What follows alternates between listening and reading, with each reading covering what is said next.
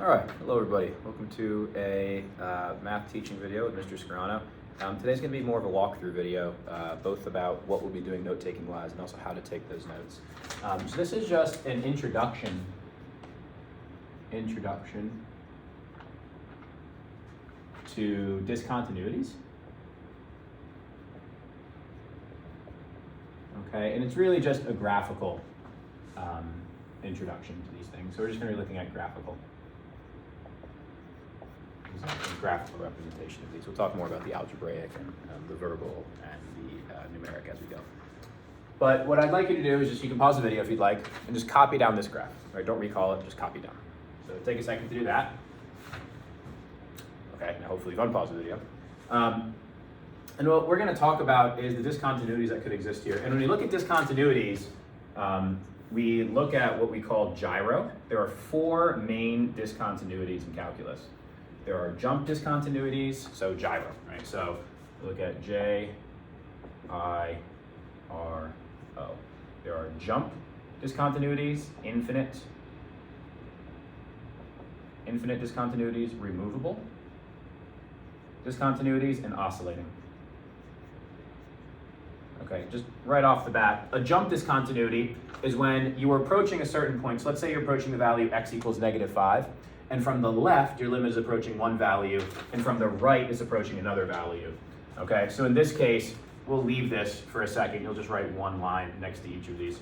But we'll go over to here, is we'll talk about certain limits. So this is just kind of be, we'll write a bunch of different limits. Okay, you can write this underneath on the bottom of your paper if you'd like. Okay. So you have jump, infinite, removable, and oscillating. Just leave these for now. But the first limits we can talk about is we talk about the limit as x approaches -5 from the left of f of x. Okay, approaching -5 from the left, you're approaching the y value of 4. Okay.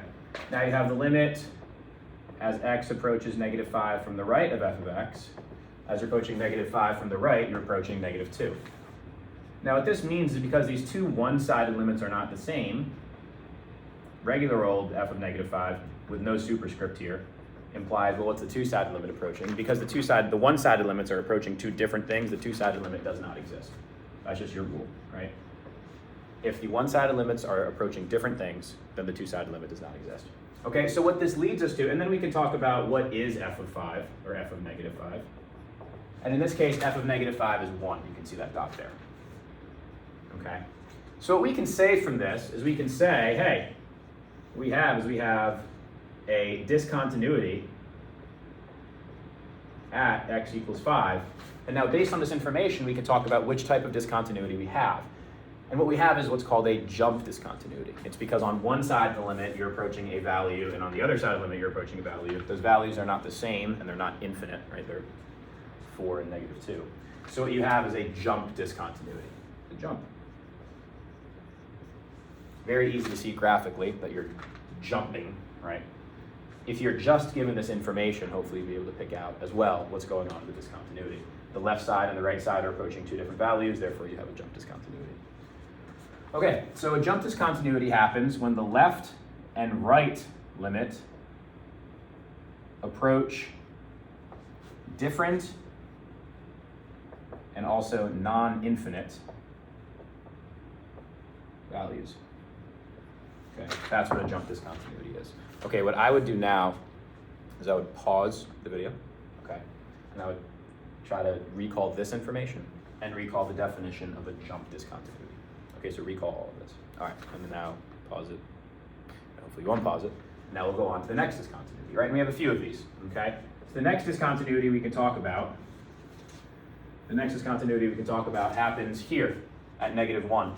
So if we look at the two sides, limit as x approaches -1 from the left of f of x, that's going to be, from the left is going to be 1, and the limit as x approaches -1 from the right of f of x is also going to be 1. All right, and so now, because the one-sided limits are the same thing, you have the two-sided limit as x approaches -1 without a superscript, just straight up limit as x approaches -1, this implies two-sided. It's also going to be 1, because the left and right side match up. Now here's what's key. F of -1 is not 1, Okay? If it were 1, then it would be continuous. It'd be approaching 1 on both sides and then also hitting 1. But it's not. It hits 2. Okay? So we know we have a discontinuity here at x equals -1. And the question is which type? Well, this is a removable discontinuity. It's what happens when you can remove a point. Graphically, very easy to see, just like a jump discontinuity, you jump from one to the other. For removable discontinuity, you just have a line and you are removing a point from that line and perhaps placing it somewhere else that's not at that point. So in this case, we have it here too. Okay, this is a removable. Okay, this is a removable. So we'll go here. So a removable happens when the left and the right limits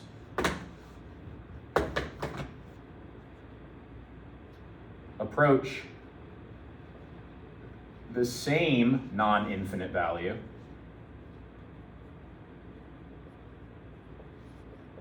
okay, so the limits are approaching the same value, but the point does not equal the limit. Okay, so the point that's at -1 is 2. The limit at -1 is 1 because the point and the limit are not the same thing. You are removing that single point. You have a removable discontinuity. All right, so there you go. Jump and removable. Hopefully now you'll be able to see the pattern here. I'd pause it now. All right, I would. You don't have to, but I would pause it now. Recall this information. Recall the definition of removable. Try to do it kind of in one set here, and then check your work. Unpause this, and then check your work to make sure it's actually correct, and then correct whatever you need to so you have a working set of notes. Okay, good, moving on. The next one here we have, I'll write it on this side. Space, all right. So the next discontinuity that happens is we have something that happens here at 4. So we go the limit as x approaches 4 from the left of f of x. That's approaching, as you get closer and closer to 4, this is going to positive infinity. So that's going to be infinity, right? You're approaching, the limit approaches infinity. The limit as x approaches 4 from the right of f of x, as you're approaching from the right side, so you're approaching 4 from the right, you're going down to negative infinity, okay? Now, the two-sided limit here does not exist. The reason why is because the one-sided limits aren't approaching the same thing. One's approaching positive infinity, it's going this way.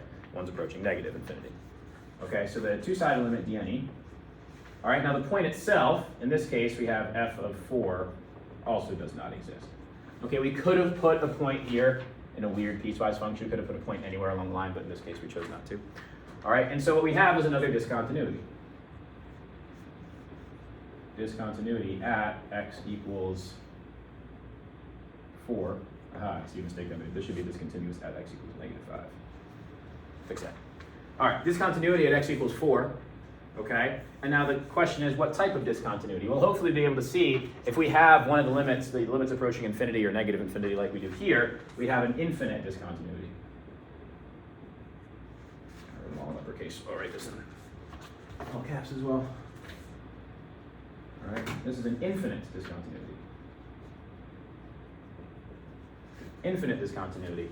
The definition of an infinite discontinuity is the left or right limit approaches, either one of these approaches either positive or negative infinity. That's what gives you an infinite limit. Now, I just want to be clear. Look at what we had for a jump discontinuity. This is why this part ends up being important, this non-infinite thing. Because if we didn't include this, let's just say, oh, a jump discontinuity is when the left and right limit approach different values. Well, what's happening at this infinite discontinuity is they are approaching different values. The left is approaching infinity, the right's approaching negative infinity. So it should be a jump discontinuity. But we have to add this caveat in. A jump discontinuity is when they're approaching different non-infinite values like they are here with -5. Okay, and because it's approaching, the left and right limits approaching either positive or negative infinity, what you have is an infinite discontinuity. All right, last one we'll talk about, it's this one here, 1, 2, 3, 4, 5, 6, 7, 8, 9, 10. Mark it out to 10, or wherever you marked it out to.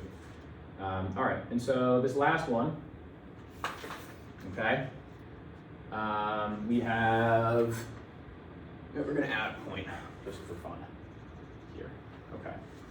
So what we have is the limit as x approaches 10 from the left of f of x. From the left, you're approaching positive infinity. limit as x approaches 10 from the right of f of x. Here you're approaching also positive infinity. So the two-sided limit, with no superscript, is therefore also approaching positive infinity, because both of the one-sided limits are approaching positive infinity. And if you look at the value itself for f of 10, we actually do have a point there now, right? We have it's 2.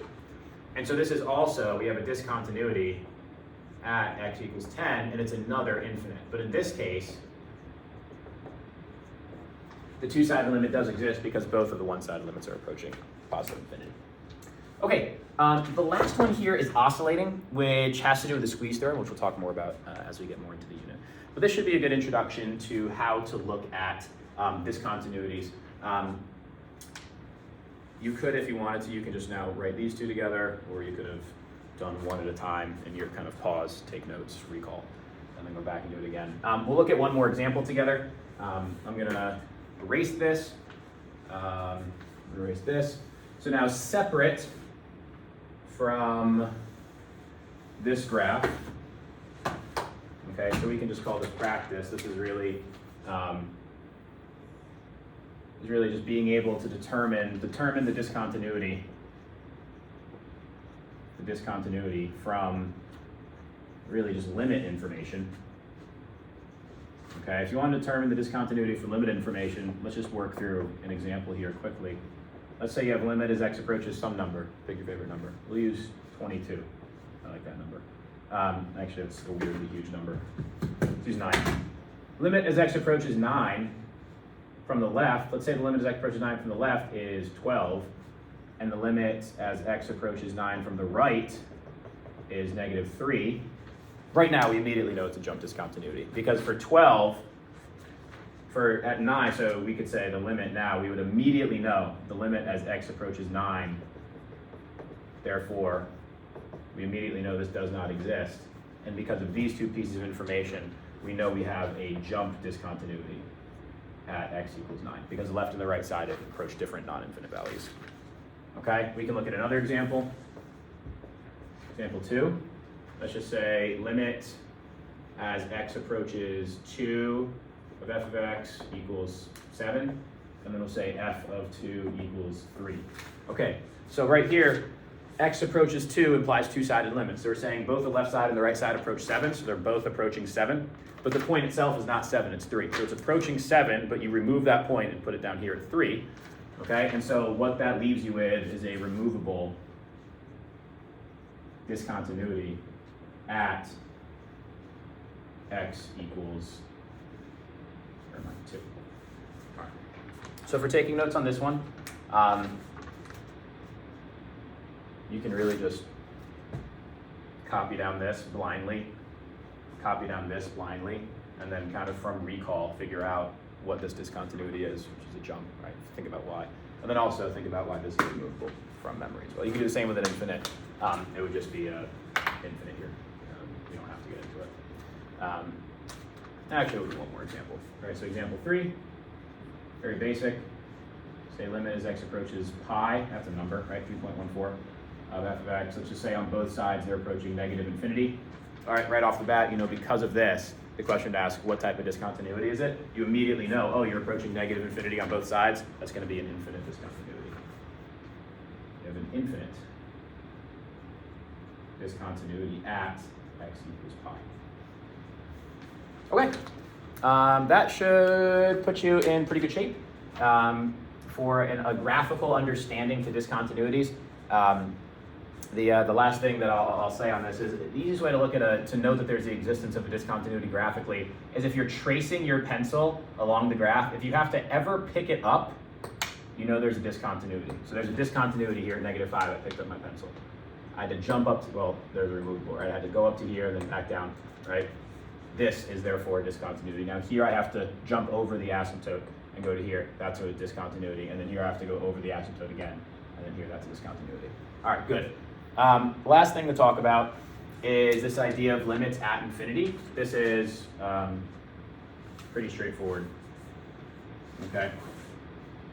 Limits at infinity. Okay. So here's what we could say. The limit as x approaches infinity of the function f of x. Okay, so as x is approaching infinity, so basically as you keep walking in that direction, what happened to the y values? Well, we don't really care about all this stuff. What's happening to the y values, they're going this way. So they're approaching 3.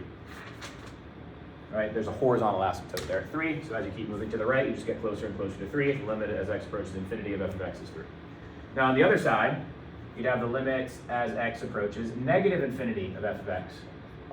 Okay, so if you keep moving this way, see how this goes down, down, down, down, down, and down, it seems like it would keep going. It would go down to negative infinity. There you go. Those are limits at infinity. Okay, that is the video for now. Oscillating comes from squeeze theorem. We'll talk more about that later. You can write that down as your final note. This comes from this thing called squeeze theorem.